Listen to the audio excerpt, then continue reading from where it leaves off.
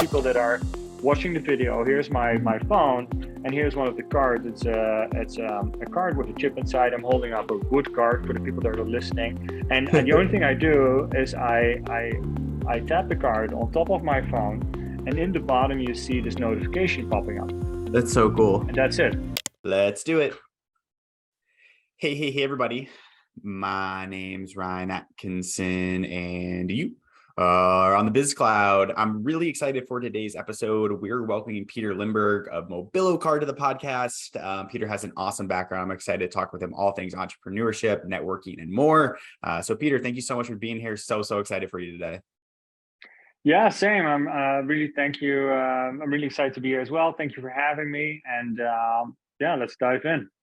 Awesome. Let's do it. And I want to start off early in your career because looking at your background, it actually looks like you were born, maybe not born, but you were raised in the Netherlands, or you lived extensively in the Netherlands. And now you're in America. I just want to ask, like, what has been like the biggest culture shock when you did come over to America from the Netherlands? Yeah, no, I was born and raised in the Netherlands and stayed there until 2015. First 25, 30 years of my life have been all about this small little country in between Germany and Belgium. And so what's definitely different is that if you drive for an hour, there's a different culture and a different language every hour you drive, right? You go right, you end up in Germany, and then even further in Poland. And if you go south a little bit, there's Austria, Switzerland, Italy, Belgium, France, Spain. And so I've seen all of those countries when you go on summer vacation with your mom and dad in the car, off. And the first stop, 45 minutes, is to get different currencies. So that was before the euro came in, of course. So I've been very much exposed to many different cultures, habits, and that kind of stuff, and that definitely has helped. Landing here in New York City, funny enough, is very, very similar to Europe, at least to Amsterdam. I last lived in Amsterdam before I moved to New York, and the directness is something that the Dutch celebrate. And so coming here in New York, it was like, okay, the buildings are a little bit taller, that's for sure. But the people, that I felt very much at home, combined with the fact that there's a constant buzz that can sometimes, of course, wear you out. But most of the time, I thrive on it. It picks me up. It gives me energy, and the everybody has ambition here, and that is something that is hugely different from the Netherlands, where good is good enough mostly. Not everybody, right? I'm just polarizing a bit, but the ambition that lives here in the city has really made me fall in love with New York, and so that's why I stayed. Nice. I love that. Yeah, I think it's New York, I'm sure, is very different from Amsterdam in a lot of ways. When I was over in Europe, like 3-ish months ago, I was like really taken back, like how laid back the culture is. I was in Switzerland in particular, and I feel like it'd be a complete 180 from like New York, which is like go go go. Everyone has these huge ambitions. So that's funny that that was on par with what you said.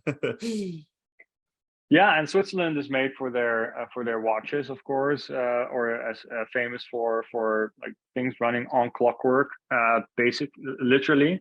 So the Swiss are in that sense, every little bit of Europe has its own unique key essentials to that part. So yeah, everybody in New York I love because they want to run, and then in Europe it's like 5:30. Okay, well, time to think about what friends am I going to see, what's on TV tonight, what's like, and then just work is no longer a topic at all. And even here, it doesn't really matter if it's 2 o'clock in the morning and you're in a bar. People still ask you like, "What do you do?" and how can I help, or how can we help each other?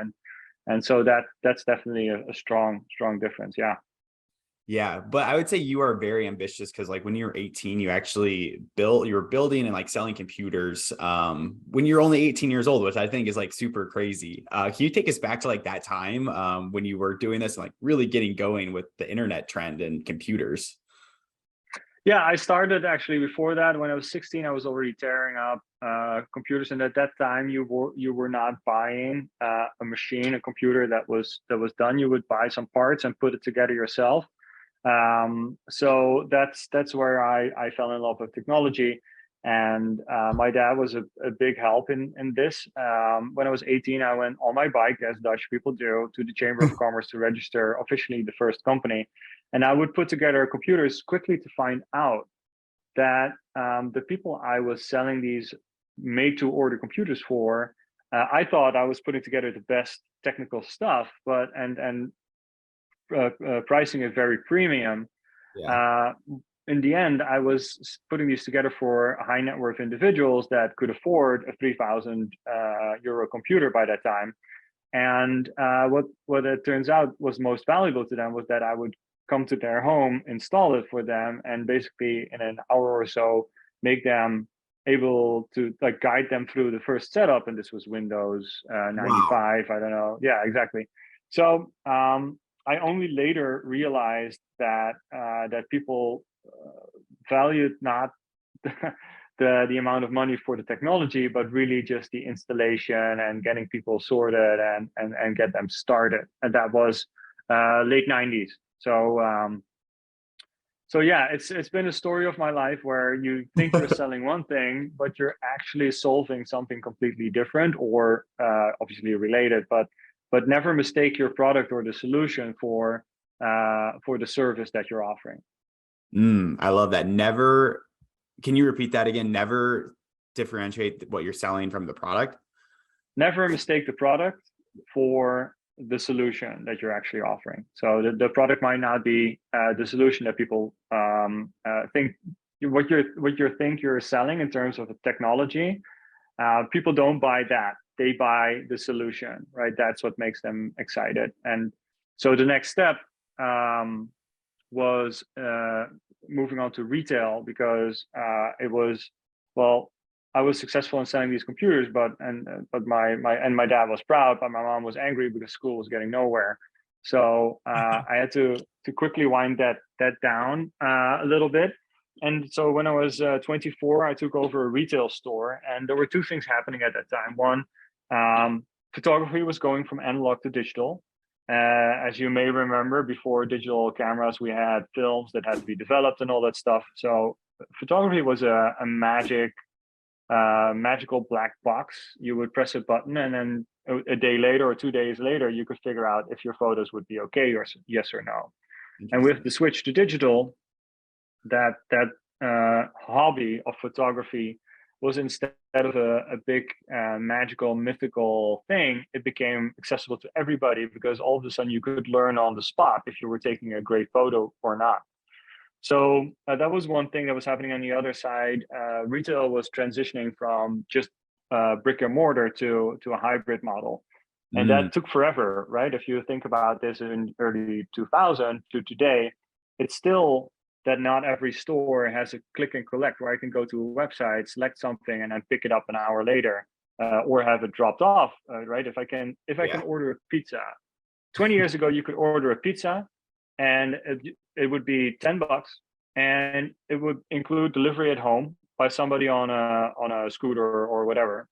That was 20 years ago. So I was always baffled by why it took so long for this to become a reality for retail. And so we built the first version of a hybrid online and offline store, So sick. and that grew really quickly. Um, but I fell out of love with the fact that you were selling somebody else's product. So that in the end led me to sell the business and go do something else. Yeah. So you say like you didn't like selling like someone else's business. Is that, do you think that stemmed from your early like entrepreneurial like ventures? It was hard for me to so you have Nikon, you have Canon, you have Sony, all of these camera manufacturers, and they would never build the perfect camera, because then they would be done, right? They would always leave something on the table to innovate on. And I thought that was just so, yeah, I thought that limitation didn't sit well with me. So I wanted more influence on the product I was selling to be to offer a better product, and I couldn't. I could not change anything of what I was selling. So being a retailer means that you're selling a box with a product that somebody else determines what the ingredients are. And I wanted out of that, I wanted to be more able to differentiate by building the best product. I love that. I love that. And can we kind of like, let's fast forward to like Mobilo Card. Can you, I might have just pronounced that wrong again. I'm so bad at pronouncing names, but can you explain a little bit more? How did this start? I think it was such a cool concept when I came across it. I was like, this makes networking so much easier, and it's an easy to grasp on, and the value proposition is right there. Can you tell us a little bit more like how this idea came to fruition? Yeah, absolutely. So I was living in New York. I had a little bit of time off after I left Shapeways, the 3D printing company. And I was doing some consulting, came back from a trade show with 90 paper business cards, a stack this big, right? Yeah. And so, yeah, and I wasn't a natural networker. I really had to learn all of that. So we can dive into that deeper. But after a conference of 2 days, I had 90 paper business cards, and really I wasn't really in love with business cards to begin with, but then I really hated them because now I have homework to do, right? It's 11 p.m. You've spoken to 100 folks, and if you don't follow up the next day, and certainly in New York, people have forgotten about you. So it's time is of the essence. When you meet somebody, it's a warm relationship. If you reach out 2 weeks later, there's nothing there anymore. So following up is really, really important. So I started, download an app to scan these. Well, if you scan business cards, the L's become a capital I or a 1, and the 2's become Z's. And even, right, if you now use iOS latest image recognition, it's still not perfect, and then it will never be. So that's not a solution, because if I just scan these 100 business cards, then I can't trust the data. Yeah. So that wasn't a solution. And I thought, why haven't people started using apps? And then I started talking to sales friends and marketing people, and all of them say, well, I've tried apps, but they're not as seamless. Like the moment we're looking both for an app or somebody needs to install something else or whatever, it's just not as seamless as me handing over that card. So that wasn't sticky. Then we have LinkedIn, and LinkedIn is great for a lot of things. But if I come home after a trade show and I want to figure out what the 10 people that I want to reach out to, there's no context in LinkedIn on how I met them. There's nothing that what we talked about, and there's nothing that reminds me that I've met these people, and then I need to follow up. So the CRM system, then maybe Salesforce or HubSpot or Pipedrive, then we're back to the app. So I thought, okay, this is not it. Coming off of an RFID project where I hoped to build basically one RFID card to rule them all. So to have one that would be the same for the WeWork space, for the gym, for the PATH train, the subway, whatever it is. I thought, okay, why are these cards all different? I learned a lot about RFID, and I quickly figured out that with so many standards that there wouldn't be one card that could do all of that.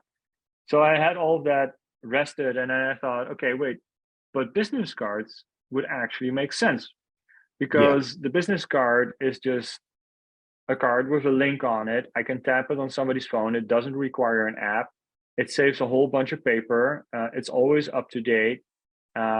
And nobody will ever spell my name wrong again, which is Pieter instead of Peter normally. So I built an MVP and started testing it out. And Ryan, whenever I pull out my card and I tap it on somebody's phone, and without an app or anything, with Android and iOS, I just tap it on their phone, and people's minds are blown. It's just like everybody's like, okay, so we have video on. So people that are watching the video, here's my phone, and here's one of the cards. It's a card with a chip inside. I'm holding up a wood card for the people that are listening, and the only thing I do is I tap the card on top of my phone, and in the bottom you see this notification popping up. That's so cool. And that's it. And so when I open my phone and tap that notification, it'll show my digital business card, including all the links. So phone numbers, all the Oh my God. socials, the address, and there's even a notes section. So there it has my name spelled Peter without the I, so that if you would search in your phone for Peter without the I, it would also pop up. But if you're a plumber, or if you're a car dealership, or if you were anybody that wants to play a game of phone SEO, this is a massive step up. And then of course, Ryan, if you save this contact to your phone and I will call you, you'll see my name instead of a random phone number, which will do miracles for your pickup rate or callback rate. Yeah, that's really interesting. So when you do this out in the wild, like if you're just talking to someone and you just tap the card, what are some of these reactions? Is it similar to mine where it's like, oh my God, this is super cool, like it's all right there? Or like, what are some of the reactions you get? Does like one stand out in particular?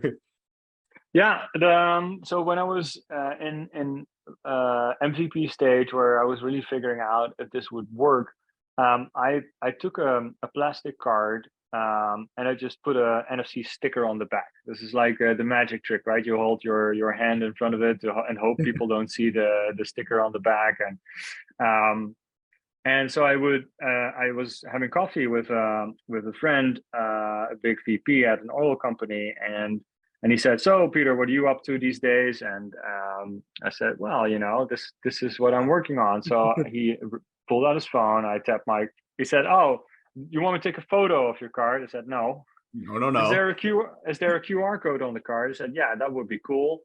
But and it has a QR code. Most of our cards do for older phones, but these days it doesn't happen that much anymore. It's great for video calls though. So I tap my card on his phone, and he's just, "Whoa, what happened?" And I said, "Okay, this is the product that I'm building." He said, "Oh, this is really cool. I have no clue how it works." I said, "Doesn't matter. It works, and it works all the time." And he said, "Okay, give me 5." I said, "Would you only need 1. Yeah. You can tap it as often as you want." He said, "Doesn't matter. I want one in my office. I want one in my jacket, in my suitcase, whenever." He said, "Okay, do you want to know how much they are?" He said, "Doesn't matter. I want them. Here's my credit card. Take my money. This is so freaking cool." Now, that wasn't That's um, the best part of the story. The best part was the next day I get a phone call from the New York team, and they said, "Peter, I heard about this special business card, and you tap it on the phone, and you can share your contact details." And that for me was a sign that this product has some virality to it, for people sharing the product for me instead of having to do a lot of marketing. And so that's when I said to my wife, I said, "I'm going all in on this, and this is going to be it."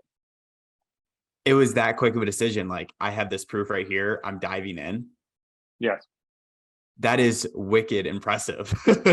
I think from like my standpoint, I mean, you saw the proof point that like a business wants to actually invest, like not invest in this, but they want to buy more. But I think it's wicked impressive you dove 2 feet in. Well, it's not my first venture, as you've now Yeah. seen, and it has a couple of fantastic elements to it. One is I love the combination between hardware and software, and really enriching hardware with software. Like if you go up to a fridge and you put an LCD screen on it, and it will do all kinds of things for your fridge, it's not going to make my products cooler or hold my steak longer or whatever it is. It's not enriching the experience as much.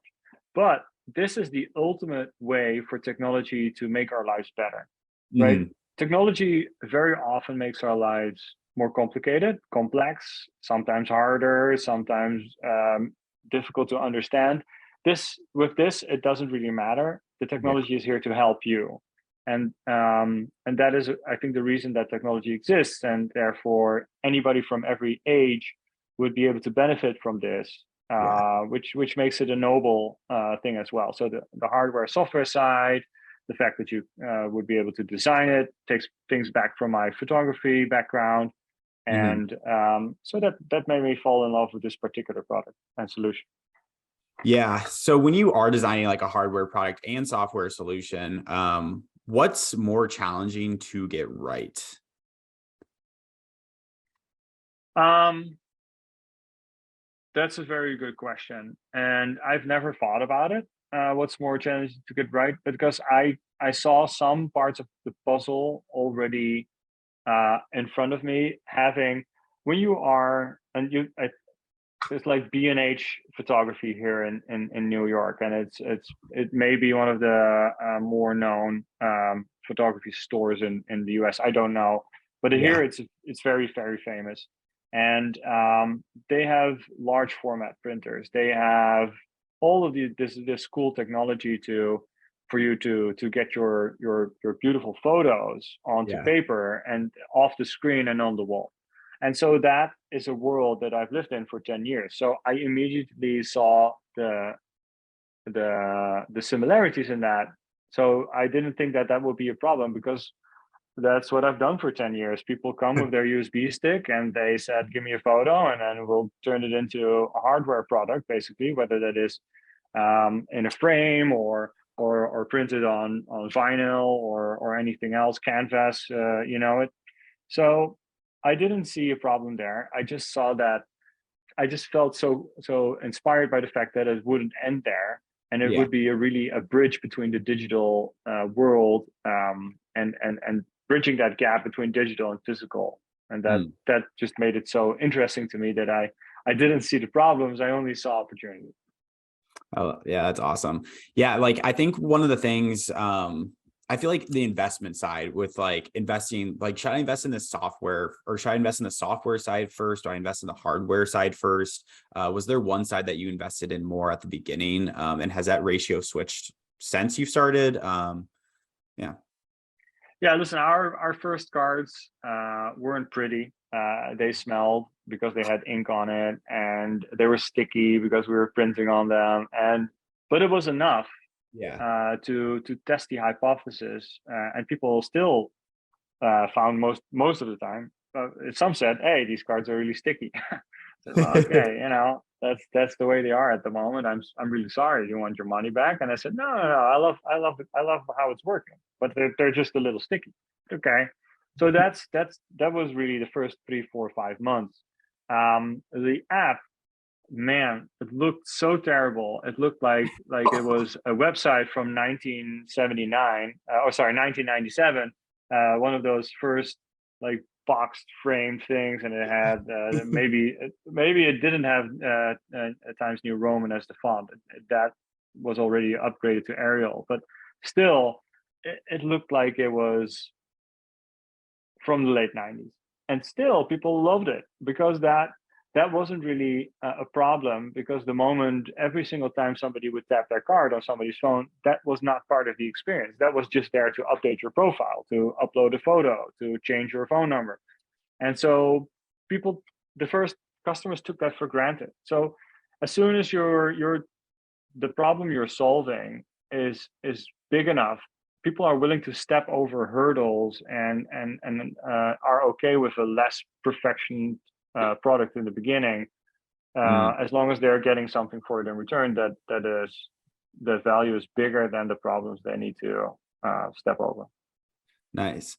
But as you like continue to scale, like you want to make sure those problems aren't existing. Like you want to make this as easy as a product, like one tap, like I intuitively know what it is. Like I don't want to jump over this hurdle. Has that been something that you've noticed in the past year, is really making sure that this is a perfect product as we continue to grow? Oh, 100%, of course. Like we've solved all of that, and our cards are now the same quality as your ID card, your driver's license. They will be good for the next 10 years. You can put them in a glass of water for a week, and they'll still work. Yeah. Um, but it wasn't the first thing we needed to solve. The first thing we needed to solve was, do people want this? Even Mm. if it's right. And so it's easy to get stuck on perfect. Yeah. It's not perfect, so I'm not going to go launch it. Or it's not perfect, so I'm not going to go try it. It's not perfect, so I'm not going to show it even to my friends. Like, of course, my direct family and friends, they were like, "Oh, Peter, this is like the 100th project that you've started," and so. But the proof is really out there, and with unknown prospects that really see the problem that you're solving and say, "Hey, this is a great solution." Yes, it's not completely done yet. So from there on, you make the TikTok, not as in the app, but as in Apple used to do. 1 year they would do a redesign of the hardware Yeah. exterior, and they would really make it worth the outside really cool and innovation on screen, camera, and all that stuff. And then the year after, they would go, okay, let's look at the internals and make sure that's upgraded. And simultaneously, they had the luxury to also develop every year a different iOS version. But they took steps, and that was done very deliberately, Yeah. because you can't do it all. So you have to kind of zoom in and say, okay, what am I going to do first? For us, we've had quite a bit of time to optimize the card and the production and the hardware side, because the software side was relatively quickly a Mm. really great experience. And so, of course, there's requests for more stuff and more things, but you'll have to. The hardest part is always picking through the feedback and then selecting, what am I going to build first, because you're always going to have scarcity in your development resources, whether it's hardware or software. Yeah. And so how do you decide, like, what do you build first? Is it something that's like, oh, like that's a really good idea, let's run with it? Or how do you decide what should I build first here? Yeah, there are strategies. You can follow a vision and say, I have a really strong belief in something, and I'm going Mhm. to go after that no matter what. That is one way to go. Um, and I can't say that one is more successful than the other, because there have been people that were able to predict things. Like, I'm not one of those people, but Yeah. there are very smart people out there that seem to have a sight or a vision of an idea, and they just go run and then make it happen, and then it becomes a success. But if you want to do it in smaller steps and be a little bit more test and trial, then break it down. And so for some things, I've said to our sales team, okay, you think this is a good idea? Okay, give me 10 people that are willing to buy it from us. Mm. And that's the moment you have a proof point that not only will people say, yeah, this is cool to have, but also I am willing to pay for it. And the I am willing to pay for it is something that works better on the B2B side than on the B2C side. But on the B2B side, it's usually people are willing, and if you solve a big problem for a big company, you're going to earn big money, because they already said to you, hey, listen, we're very good at our thing, our product, but we need to solve this thing that is in our operations or in our structure. And for some people that may be, like a car dealership that says, okay, we're really good at selling cars, presenting them, polishing them, maintaining them, but we could use some help with everybody that walks in the door to make sure that they go into the CRM system, or that when I call them, that they see my name and they actually pick up and call me back. And so those are problems we can fix, and that people are willing to pay for, as it turns out. Yeah, that's interesting because I wanted to ask, like, how do you balance like the B2C from like B2B aspect of the business? Because I saw you guys just partner with like Neil, Gerber, and Eisenberg, which is awesome. But how do you prioritize? Oh, like we need to focus on our B2C unit here compared to like our B2B unit. For us, it's been B2B first, and whatever thing we developed and can offer in a toned down version or a slimmed down version for B2C as well. That is then a nice to have. But we've focused on companies of 50 to 500 employees really in the start, and later now we're focusing on companies with 1,000 to 10,000 employees and up. So that is a decision that we made. And so, for instance, if you're a photographer or an actor or a freelancer, there might be better options for you out there than Mhm. Mobilo, and more power to you. And I want everybody to have the best product for them. Mhm. But if you are a law firm with 500 employees, then you need to go to Mobilo, because we're the only one that is, for instance, SOC 2 compliant. So we have gone through a 6-month process in which an auditor goes into your tech stack and tells you if your stuff is secure. Oh, really? So that's stuff that like we just closed a big bank, and obviously they want to know how secure is our data with you, and we can say, well, we've been audited, and here's an independent report and this is everything that has been audited. And we can now say, not just because Peter says so, but because the auditor says so, that your data is safe with us. So that kind of stuff. That's interesting. I'm really surprised that you guys had to be audited. I guess I never would have thought that like a company like this would have to go through like a lengthy audit, but it makes sense if you're working with like banks and law firms that you have to have secure data. Yes. And we can now say exactly that your data is safe with us. And we're proud of that. Very proud.